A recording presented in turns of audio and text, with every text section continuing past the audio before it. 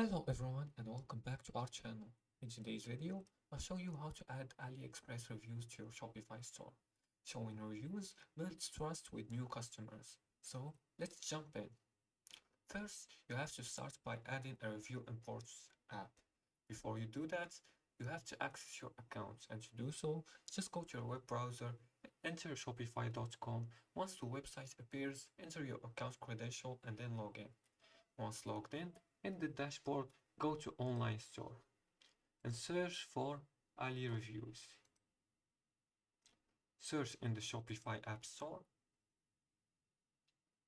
You'll find it here. Click on Ali Reviews, AliExpress Reviews. And then if you haven't already installed it, you will be asked to download it here. Click on the download button and follow the prompts to install it.